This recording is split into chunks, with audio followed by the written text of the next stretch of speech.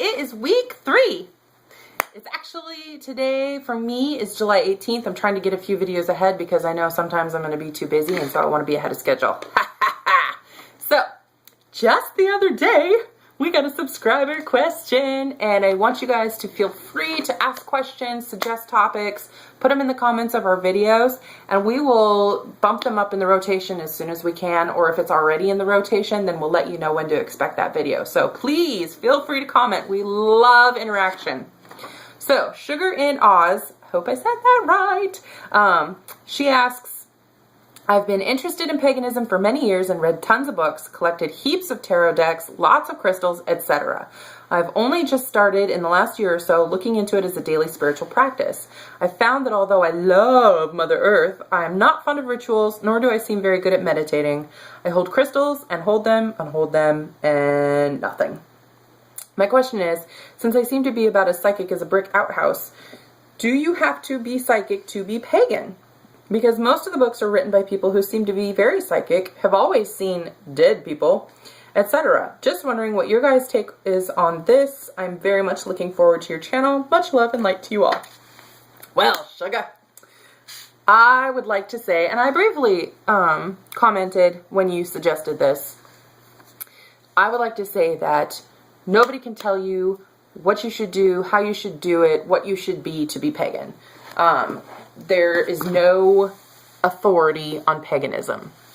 There are people who will think that they can tell you what to do, and you can just take it with a grain of salt, because there's no Bible in paganism, there's no Quran, there's no higher authority. We don't believe that God tells us what we have to do and what we can do. We believe that the God and or goddess are in us, that it is the universe and we are part of it and everything is connected. Well, that's the majority. I do not know all facets of paganism. After all, I'm new to it, and so I don't know what everybody thinks and what everybody believes. But it's up to them. That's the whole thing. It's kind of choose your own adventure religion, which I love. I love it because I can decide whatever I want, and I don't have to worry about some ominous being looking over me telling me what I'm doing is wrong or right, and I don't have to go to church every Sunday religiously or fear going to hell. I can walk outside and look up at the sun or the moon and relish in nature and listen to the birds and feel the wind, and guess what? That's church. Boom, baby. No, you don't have to be psychic. Psychic is a tool. It's an ability that many pagans use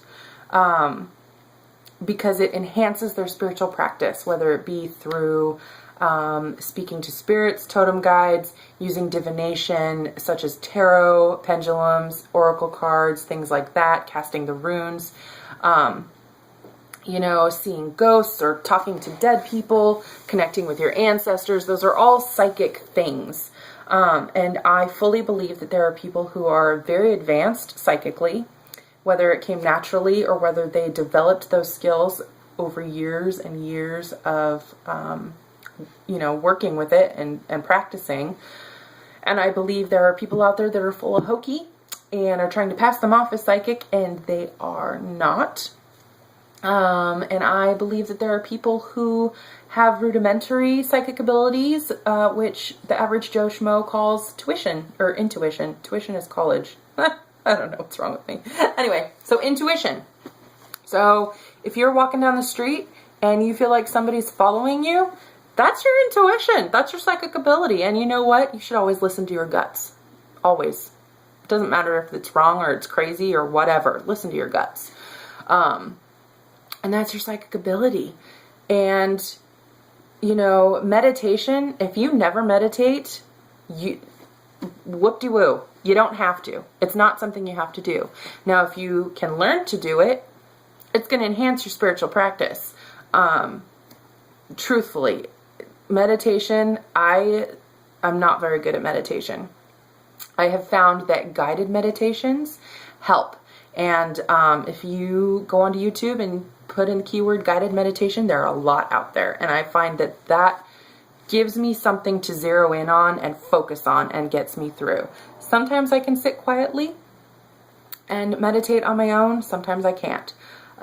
One thing that you have to know when you're meditating is that other thoughts are going to creep in. I have a very active brain and it's going all the time, which is word vomit in my head all the time. And so when I sit quietly and try to meditate, I have to let these thoughts come in and then I have to let them go. Because if I try to seriously only concentrate on meditating on a person or a spirit or a god or whatever, I'm going to get frustrated at the interruptions unless I can just acknowledge them and let them go. So practice that. And don't get frustrated.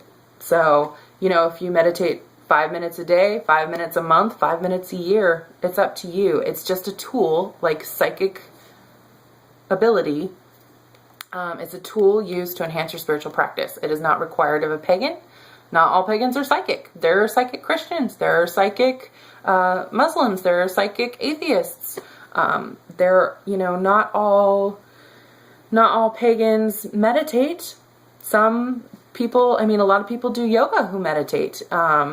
It's just associated with paganism because a lot of us utilize it. And as far as holding your crystals and not getting anything, that is just something that's going to take practice. A lot of times I hold crystals and I don't get anything. And we will go into this kind of stuff more throughout the year. I know there's a divination video coming up. I think it's like week 8 or something. And so, and there's some other videos. We got a whole list of stuff. So I'm sure we'll touch on crystals. But I, a lot of times, hold crystals and get nothing. A lot.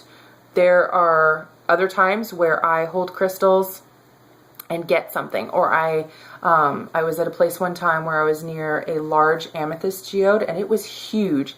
And there was other crystals and I couldn't feel anything from any of them. But as soon as I got within like 3 feet of that amethyst geode, holy crap.